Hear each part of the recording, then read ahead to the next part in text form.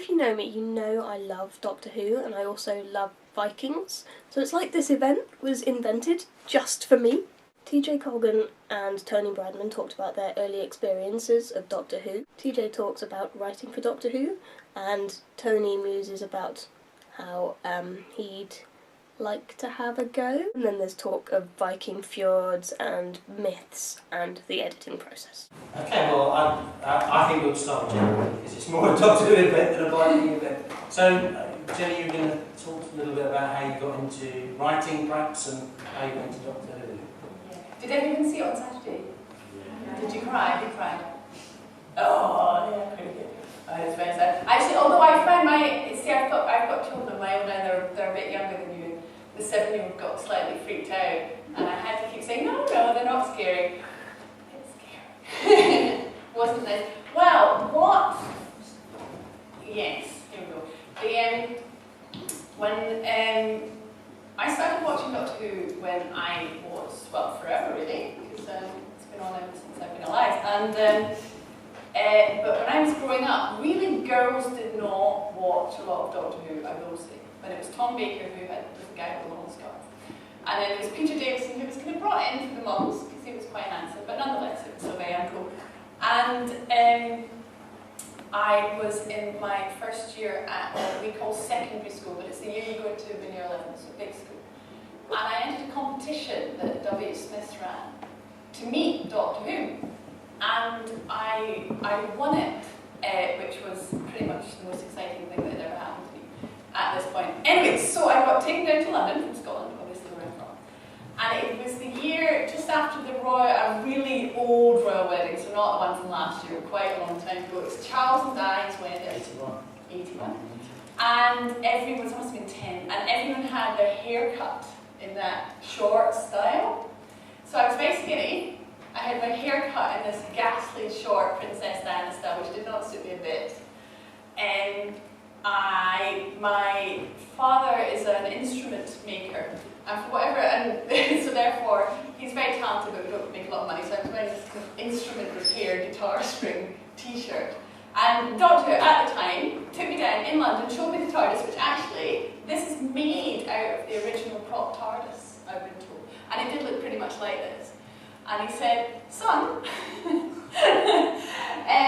don't go inside the TARDIS, you'll be very disappointed. But I wasn't disappointed, even though that doctor thought I was a boy.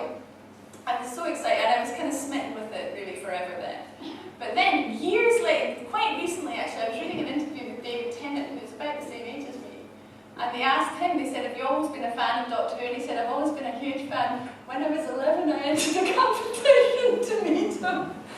Which was a competition I won, which I think is probably the only Doctor Who thing I have over David Tennant. A couple of years ago, a friend of mine was kind of talking about it and had written a book for Doctor Who, and I felt like a total idiot, like why hadn't it occurred to me? I write books, I love Doctor Who. Why had it never occurred to me to put those two things together?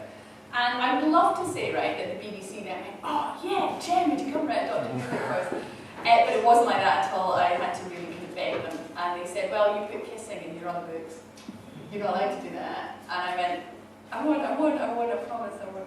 And so I pitched it a few times. But the one I was really interested in was the Lewis chess set, which is this very famous chess set that they found in the Land of Lewis up in Scotland, which is, some of it is at the British Museum and some of it is at the National Museum in Edinburgh, Scotland. And it's these chess pieces from about 1,000 years old, right? And nobody in Scotland at that time was doing anything other than basically living in a peat hut, you know, and eating grass. But they're these exquisitely carved characters, and they're really beautiful, and they're full of personality and character. And when you look at them, you really feel like you're looking into the face of people that you might know or that you might understand. And when I saw the exhibition, I also saw there was a piece of slate there, and on it was somebody had just sketched from about the same time with a stone, because obviously they didn't have pencils or anything. They just sketched a boat coming round a headland. But that was it, of course, they didn't know anything about it, so it could have been anyone. And those days, I loved that. I loved the idea. I loved the idea for me that maybe it was a child that didn't even know what he was looking at. You know, that he would see this really amazing, vibrant ship come with the shields on the side and the sails billowing and the noise and the men, and you might think, oh my goodness, that's amazing, and draw it and then show it to an adult or show it to somebody who would then realise that everything they knew in their life was about to change. Because Vikings, well, of course, you're the expert, but the kind of scene is quite fun, and you know, when I was a kid, I said, oh yeah, let's do Vikings are cool, you know. But of course, if it was you and your home and your family, then it wasn't the least bit cool, you know. They were coming and they were going to take away everything you'd ever known and burn the rest down and kill you. It's interesting that John put us together tonight because I haven't ever written any Doctor Who. I would absolutely love to. I was reading it thinking, now who do I talk to? Who can I get my agents to talk to? My Doctor Who connection actually goes back a long way. I'm very old now, of course. I've been born in 1954. And we were just talking in the green room. I actually remember the first episode. I remember sitting watching the first episode with William Hartnell. I watched it obsessively when I was young, all through the 60s and 70s. You talking about going on doing a competition, I do remember they used to have a thing called the Boys and Girls Exhibition at Olympia, and it was kind of a big thing, and the kind of big exhibition hall, and you would go, and there would be all stands and stalls, and the BBC always had one. And in the late 60s they had the TARDIS, they had a Doctor Who exhibition, you could go, and they had Daleks, and of course everyone loved the Dalek, and you could see those. So I love the storytelling, and I love the rich fantasy. I love science fiction. When I was young, I really loved science fiction. I read nothing but science fiction for a long time, apart from fantasy. So in the same years that I was reading, watching Doctor Who, I actually also discovered historical fiction. And I've just done a piece on a really good blog, called a website called The History Girls, which is a bunch of writers, children's writers who write history books, historical fiction, and they're all women, but they do occasionally invite the odd male to contribute. And the other one who contributed so far is Kevin Crossley-Holland, who's a fantastic writer of Viking stories and books about the Anglo-Saxons and lots of other stuff.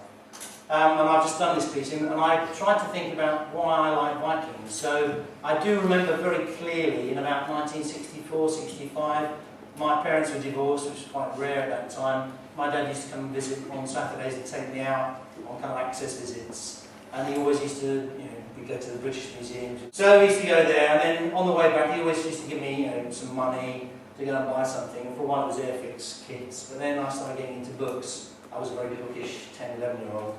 And we stopped off at, I don't know, might have been at W.H. Smith's in those days. And I picked out a book, and it was called Horned Helmet by a writer called Henry Treece. Horned Helmet had this picture on the front of this guy, this Viking, with a horned helmet and a Viking ship behind him. And it's interesting to hear Jenny talk about the Viking ship, and I read, on the train coming down today, the beginning of your book, with the Viking ship coming around the headland. Viking ships are beautiful objects. They're long, they're lean, dragon prow, they're fantastic, they've got the shields on the side. And as part of the research for my book, I actually went to the Viking Ship Museum in Oslo, which is incredible. It's like these. Anyone seen Neil Oliver's series about Vikings this last few weeks? He went there, and it was just unbelievable. In fact, he looked at the one that's not as good as the other one. He looked at the Oseberg ship, the Gokstad ship was better. And I went to, there's a museum in Denmark, just outside Copenhagen, in a place called Roskilde, where they have the rock festival every summer, but they've got a Viking ship museum there, where they've actually reconstructed ships from the Viking era, all sizes, from kind of dinghies right up to a full-size one called the Sea Stallion, which they took on a couple of voyages to Ireland and back again. There was a BBC film a couple of years ago. But if you book up before you go, which I did before I went to Denmark, you can actually go for a ride in a Viking ship. But it all started when I was 11, and I really, really loved the Vikings because they are very cool. There's something about Viking culture. When you read the Norse myths, Kevin Crossley-Holland's fabulous book about the Norse myths, they have this thing about fate in Viking culture, and they believe that their fate is predestined, and that at the bottom of the world tree, which is called Yggdrasil, there are the Norns, the three sisters, who are kind of common in other sorts of mythology. They're in Greek mythology, they're the three sisters from Macbeth, and they weave the lives of everybody. Everyone has one line which is spun out and weaved into a great web, and they decide how long the web is going to be, and then they cut it at one point. And the Vikings believed that's it, your life was planned, you had no control over when you were going to die, and instead of being kind of depressed about it, and sitting there thinking, oh my God, it's all going to be finished. Their view was, I can't deal with that, I can't do anything about what I'm going to like, so I might as well make the most of my life. Because when you write what's called a pitch, which is when you want to write a book, you have to write bits of it down so that they can get an idea of how it's going to go. So you write a few pages of dialogue and scenes. And I had to go through all the bits where I had Matt Smith's doctor talking, I had to change him for David Tennant's doctor, and you would think it would be quite straightforward, and it's not. It was complete. I had to change every single word, every single movement, every single little twitch that they do had to get changed in terms of just how different they were as people and as voices. And it's actually very controlled. So when you write for yourself and you make up your own characters, then that's completely different. But when you write for someone else, and when this came back, because what happens is it gets sent to various people who, just like your teacher, will mark it and like things and cross things out with red pen. That's pretty much our job all the time. Is you write a story and then they mark it and cross out with red pen. And the two big red pen things that came back with this is obviously it's set by the sea, of course, because of the Vikings. And at one point he leaps in to save somebody who is drowning. And he did what you would do if you were going to save someone who is drowning, which is to kick off your shoes, like you're told, and take off your trousers. And it came back with a big marker saying, the doctor does not remove his trousers. So that was something new to learn. And the other thing, the weirdest editorial note that I've ever had came back saying, no swearing, the doctor doesn't swear. And I was like, well, I know the doctor doesn't swear, what could I possibly have done? And what I had done was I'd written blooming. So there you go. So blooming is a bit too harsh. If that wasn't enough excitement, we then got to hear a little bit of Dark Horizons. The air bubble was shrinking and the light growing fainter. This is an air bubble. And the TARDIS continued slowly to fall. Strange creatures flickered past the screen. A huge long body filled the screen, larger than anything any of them had seen before. Its tail nudged the TARDIS gently off course, and a loud beeping came on which made the visitors jump. Text flashed up across the bottom of the scanner screen, 100 metres. I know, I should never have fitted that submarine warning system. Slow afternoon, said the doctor, looking around apologetically and pulling out some wires. What is up with you? The central column had completely stopped rising and falling. The lights were dimming. All that remained was the alarm warning. It will be our burial mound, observed Eric, looking around. Well, you're a cheery chap, said the doctor. Freydis was wandering up and down the stairs, touching nearly everything and all. Then something struck her. Loki, she said, for reasons which would be instantly apparent to you, that's who she is. Yes. Did I die? The doctor looked at her shrewdly for an instant. You're not the first to think that here, he said, quietly, but no. Well, good, said Freydis, because I'm all wet. I hate to think Valhalla would be wet. You can change, said the doctor, indicating the route of the wardrobe. How deep are these waters? Bradman says, said Henrik, the west of the Isles is the deepest of the trenches, that it goes down as far as the world itself.